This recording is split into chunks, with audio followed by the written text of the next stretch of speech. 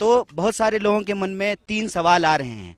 पहला कि भारत जोड़ो यात्रा क्यों कर रहे हैं, दूसरा भारत जोड़ो न्याय यात्रा मणिपुर से क्यों शुरू किया जा रहा है, और तीसरा कि भारत जोड़ो न्याय यात्रा से हम क्या हासिल करना चाहते हैं। इस तीनों सवाल का हम अलग अलग जवाब देंगे, लेकिन इस पूरी यात्रा के संबंध में हम एक बात आप सबसे कहना चाहते हैं। जब देश में बह रही हो अन्याय की आंधी, तो न्याय के लिए लड़ रहे हैं राहुल गांधी। ये इस यात्रा का मूल भाव है और इसी में सारी बात जो है वो निहित है। जैसा कि आप सब जानते हैं कि ये यात्रा मणिपुर से इसलिए शुरू की गई है, 8 महीने हो गए हैं और मणिपुर में आप सबको ये अनुभव हुआ होगा, ये कांग्रेस पार्टी का दुष्प्रचार नहीं है, हकीकत है कि इम्फाल के ड्राइवर जो हैं वो आपको कानकोपी नहीं आ रहे हैं। कानते हैं हम यहाँ पर जो हिंसा की स्थिति है, जो बंटवारा है, उसको समाप्त करके शांति स्थापित करना चाहते हैं। इसलिए भारत जोड़ो न्याय यात्रा की शुरुआत मणिपुर से की गई है। दूसरी बात कि बहुत सारे लोग कह रहे हैं कि न्याय की जरूरत आज पड़ी है। नहीं, न्याय की जरूरत हमेशा से है, इसीलिए न्याय की बात हमारे संविधान की प्रस्तावना में कही गई है। लेकिन जैसा हमने आपको कहा कि अन्याय की आंधी बह रही है, इसलिए अन्याय की आंधी बह रही है कि संस्थानों को कब्जा कर लिया गया है। अगर मीडिया में सवाल नहीं उठाए जाएंगे लोगों के ऊपर होने वाले अन्याय पर, अत्याचार पर, आप सोचिए मणिपुर में अत्याचार हो रहा है, अन्याय हो रहा है और प्रधानमंत्री जी एक बार मणिपुर का नाम लिए हैं, मणिपुर के मुख्यमंत्री को बर्थडे भी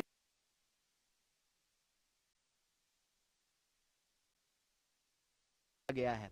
आप देखिए कि रोज जिस तरीके से इंस्टीट्यूशन आज की तारीख में न्याय डिलीवर करने में अक्षम होते जा रहे हैं, ऐसी परिस्थिति में न्याय की आवाज को बुलंद करना जरूरी है अन्याय के खिलाफ। और खास करके इस देश के भीतर जो आम आवाम है, विद्यार्थी हैं, नौजवान हैं, किसान हैं, महिलाएं हैं, मजदूर हैं, गरीब लोग हैं, जो भी साधारण व्यक्ति इस समाज में, देश में रहने वाले हैं, उनके साथ किसी भी प्रकार का जो अन्याय होता है, चाहे वो सामाजिक हो, आर्थिक हो, राजनीतिक हो, उस अन्याय के खिलाफ न्याय के लिए जो है राहुल जी संघर्ष कर रहे हैं।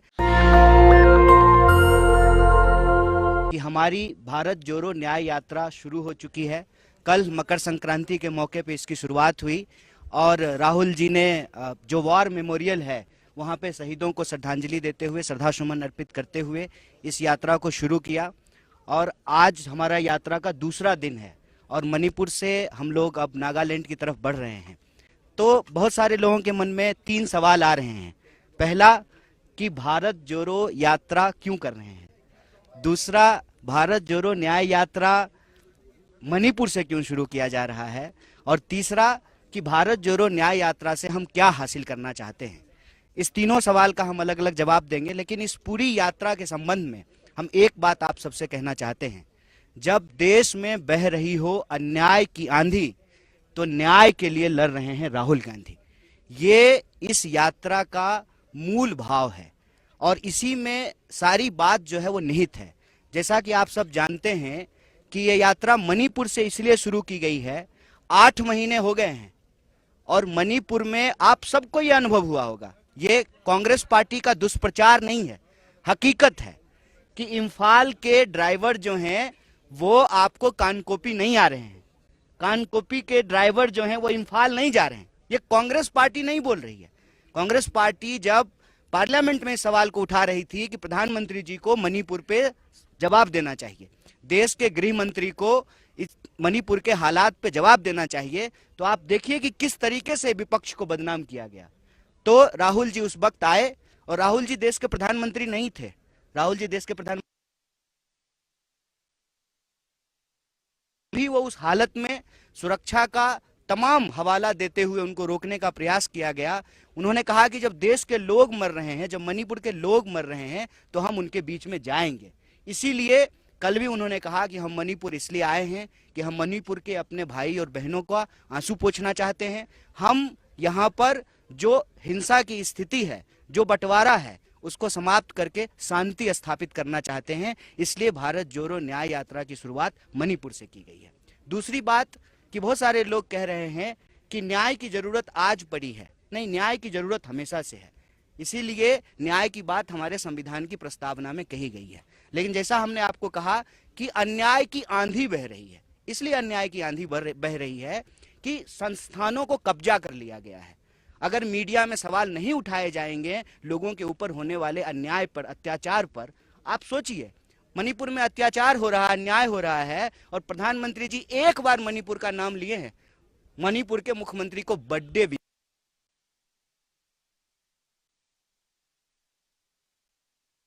गया है। आप देखिए कि रोज जिस तरीके से इंस्टीट्यूशन आज की तारीख में न्याय डिलीवर करने में अक्षम होते जा रहे हैं, ऐसी परिस्थिति में न्याय की आवाज को बुलंद करना जरूरी है अन्याय के खिलाफ।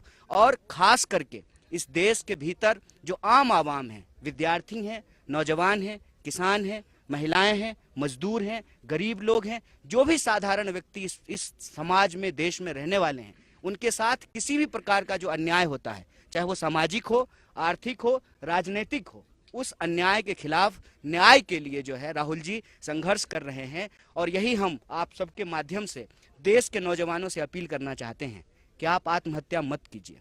देश के किसानों से अपील करना चाहते हैं कि आप आत्महत्या मत कीजिए। एक साल में 12,000 से ज्यादा किसान आत्महत्या कर रहे हों। सरकारी आंकड़ा बताता है कि 1 घंटे से कम समय में, मतलब लगभग रोज 24 नौजवान हमारे देश में आत्महत्या कर रहे हैं, रोज 24। ये प्रेस कॉन्फ्रेंस अगर 1 घंटा चलेगा तो इस दौरान जो है एक नौजवान आत्महत्या कर चुका होगा। तो हम इस देश के किसानों से, नौजवानों से, महिलाओं से, सबसे कह रहे हैं, राहुल जी कह रहे हैं कि डरिए मत, सहिए मत, अन्याय के खिलाफ संघर्ष कीजिए। और यह जो भारत जोड़ो न्याय यात्रा है, इसमें आप भी न्याय योद्धा बन करके, मैं कहता हूं कि इस देश के आम आवाम को अपना स्वर्णिम इतिहास याद करने की जरूरत है। 23 साल की उम्र में भगत सिंह अगर फांसी के फंदे पे झूल सकते हैं देश की आज़ादी के लिए और लोगों के हक के लिए, अधिकार के लिए, न्याय के लिए, तो हमको भी अपने संघर्ष के लिए, अपने न्याय के लिए संघर्ष करना पड़ेगा। जैसे स्वतंत्रता सेनानी होते थे, उसी तरीके से संविधान को बचाने के लिए संविधान सेनानियों की जरूरत है। आप न्याय योद्धा बन करके अन्याय के खिलाफ इस भारत जोड़ो न्याय यात्रा में शामिल होइए। और यह जो न्याय यात्रा है, भारत जोड़ो न्याय यात्रा, ये न्याय के लिए है, आम लोगों के लिए।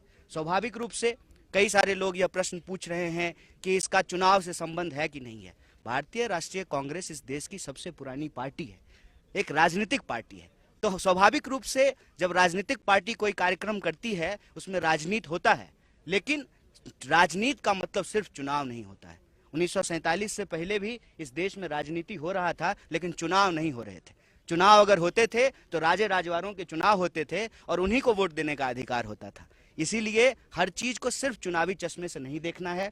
यह जो राहुल जी की तपस्या है, यह तपस्या इसलिए है कि अन्याय जब देश में हो रहा हो और चुप्पी साध लिया हो लोगों ने, संस्थाएं जब न्याय डिलीवर ना कर रही हो, उसमें वो न्याय की मुखर आवाज बन करके संघर्ष कर रहे हैं। तो आप सबके माध्यम से देश के नौजवानों, किसानों, तमाम आम आवाम को यह आग्रह करते हैं कि आप भी न्याय योद्धा बन करके इस न्याय यात्रा में शामिल होइए। यह यात्रा आने वाले दिनों में विभिन्न राज्यों से गुजरते हुए मुंबई पहुंच रही है। और मुंबई तक हम इस यात्रा को इसलिए लेकर के जा रहे हैं कि भारतीय राष्ट्रीय कांग्रेस की स्थापना मुंबई में हुई थी। इस देश को आज़ादी दिलाया है भारतीय राष्ट्रीय कांग्रेस ने। इस देश के संविधान को, लोकतंत्र को, अन्याय के खिलाफ न्याय की स्थापना को कांग्रेस पार्टी लेकर के चलेगी। इसी उद्देश्य के साथ यह यात्रा चल रही है। आप सब भी राजनीति से अलग इसलिए रख रहे हैं ना कि जब भी कोई पॉलिटिकल पार्टी कोई पॉलिटिकल एक्टिविटी करती है ना, तो सिर्फ यही सवाल पूछा जाता है कि कितना सीट जीतेंगे, कितना वोट आएगा।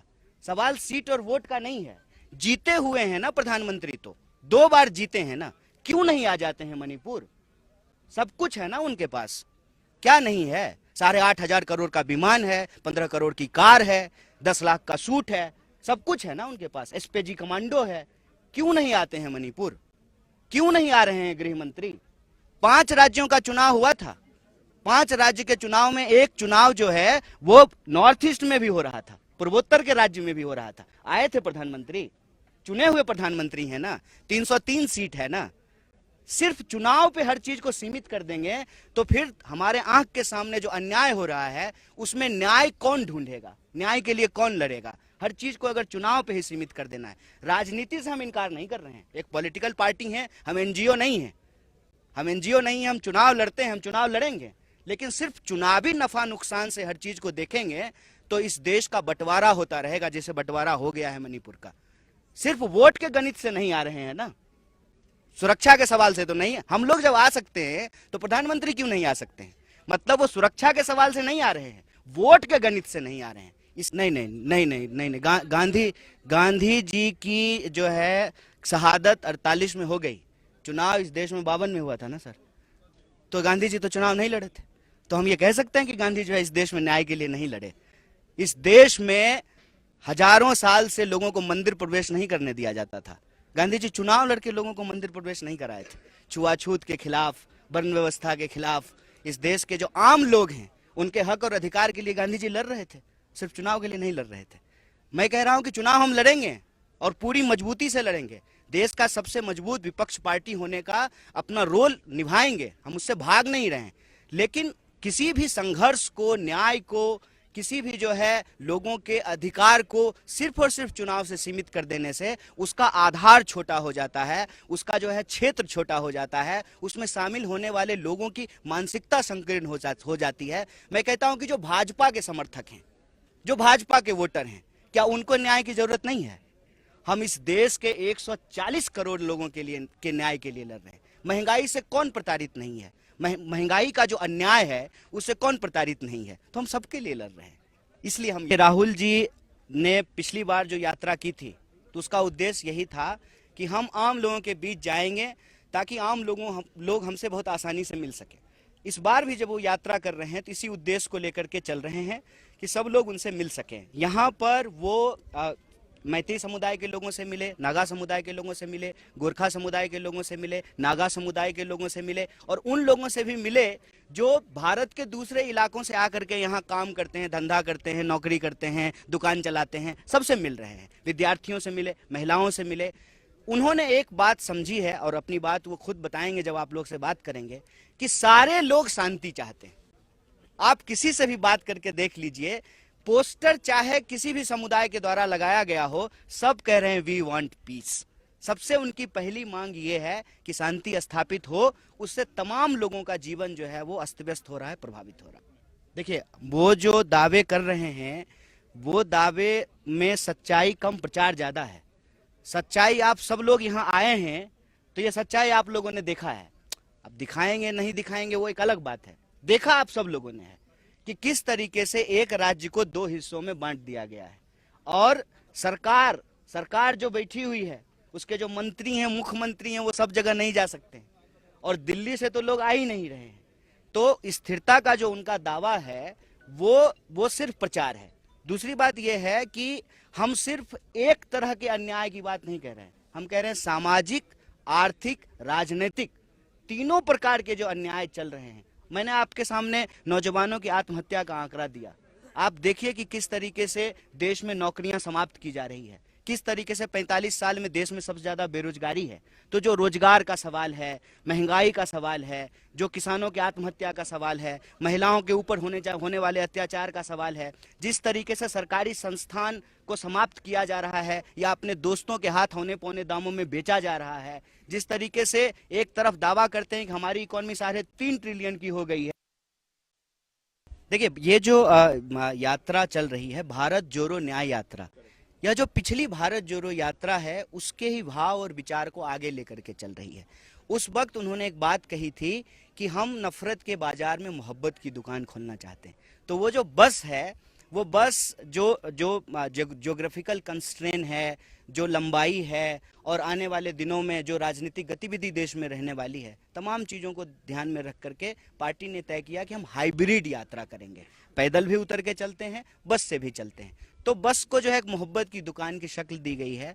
तो बस के भीतर भी लोगों से मिलते हैं, बाहर जो लोग सड़कों के किनारे खड़े होते हैं उनसे भी बात करते हैं। और हम आपके माध्यम से ये बात भी साझा करना चाहते हैं लोगों को कि आने वाले दिनों में आपके गांव से, गली से, सड़क से, बाजार से, शहर से जब यात्रा गुजरे तो एक बात का ख्याल रखिएगा कि आपको बाईं तरफ खड़ा होना है, क्योंकि वो बाईं तरफ रहते हैं और हमारे देश में बाईं तरफ चलना होता है। तो अब बाईं तरफ जो है आपको खड़ा रहना है और बाईं तरफ वो बैठते हैं, लोगों से मिलते हैं, बात करते हैं, उनके आग्रह पे जो है वो उतरते भी हैं। और जो है संस्कृत में एक बात कही भी जाती है, सदा भवानी दाहिनी, सन्मुख रहे गणेश। तो लोग जो हैं बाईं तरफ रहते हैं, हमारे देश में बाईं तरफ हैं, वो चलेंगे। तो उनसे आग्रह है कि वो रहें, वो मिलते हैं, और बस वो जो मोहब्बत की दुकान है उसमें बुला करके बिठा करके बात भी करते हैं। विद्यार्थियों से मिलते हैं, नौजवानों से मिलते हैं। आज ही रास्ते में जो है ट्रक ड्राइवरों से मिले हैं, तो वो आम लोगों से मिलना चाहते हैं और उनका जो भी दुख दर्द है वो उनकी भाषा में सुनते हैं और उनको आश्वासन देते हैं कि सरकार तो हम नहीं है, लेकिन आपके हक के लिए, आपके न्याय के लिए लड़ेंगे जरूर। इस पे तो हमारे जो है वरिष्ठ नेता और साथी जयराम जी ने जवाब आप लोगों को दे दिया है। मैं सिर्फ आपको इस पर एक ही बात कहना चाहता हूँ, कांग्रेस पार्टी किसी भी धर्म के खिलाफ नहीं है, किसी भी धार्मिक आयोजन के खिलाफ नहीं है, किसी भी धार्मिक भक्ति भाव भावना के खिलाफ नहीं है। कांग्रेस पार्टी सर्वधर्म समभाव में विश्वास रखती है, और आज से नहीं, यही बात गांधी जी कहते आए, रघुपति राघव राजा राम, पतित पावन सीताराम, ईश्वर अल्लाह तेरो नाम, सबको सन्मति दे भगवान। सबको, मोदी जी वाला नहीं, सबका साथ सिर्फ कहने के लिए, सबको सन्मति दे भगवान। तो कांग्रेस पार्टी किसी भी धार्मिक आयोजन का विरोध नहीं करती है। जहां तक निमंत्रण की बात है, भाई हम लोग तो गाना सुनते थे ना, चलो बुलावा आया है, माता ने बुलाया है। भगवान जब आप बुलाते हैं, आपको भगवान जब आपको जो है ऐसी परिस्थिति पैदा करके देते हैं जीवन में, तो आप जाते हैं ईश्वर से मिलने के लिए। किसी निमंत्रण, किसी का शादी है क्या? ऐसा तो नहीं है कि जय शाह का जो है ब्याह हो रहा है और सबको जो है निमंत्रण बंटवा रहे हो अमित शाह, ऐसा तो नहीं है। तो वो कौन होते हैं भाई?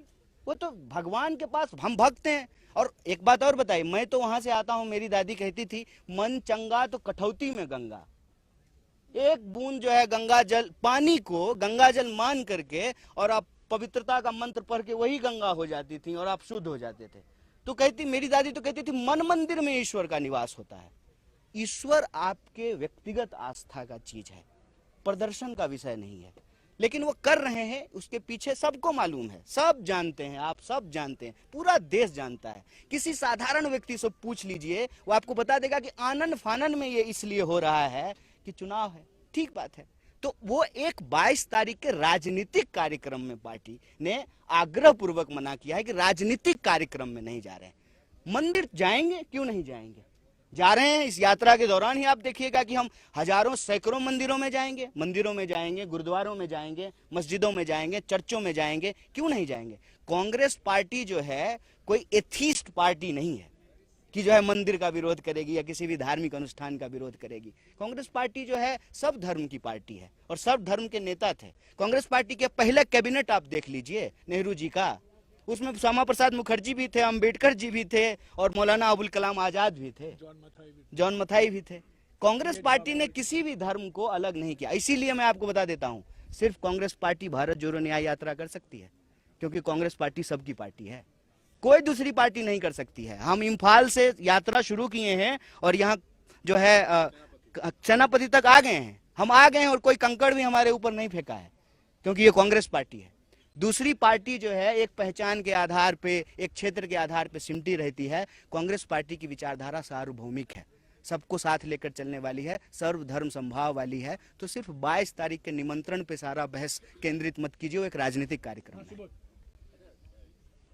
नेशनल दस्तक की आपसे गुजारिश है कि अगर इसको बचाना चाहते हैं तो नेशनल दस्तक को सब्सक्राइब करने के लिए रेड कलर के सब्सक्राइब बटन को दबाएं, फिर बेल आइकन की घंटी दबाएं। नेशनल दस्तक को बचाने के लिए बहुत जरूरी है कि हर खबर को शेयर करें, लाइक करें, कमेंट जरूर करें।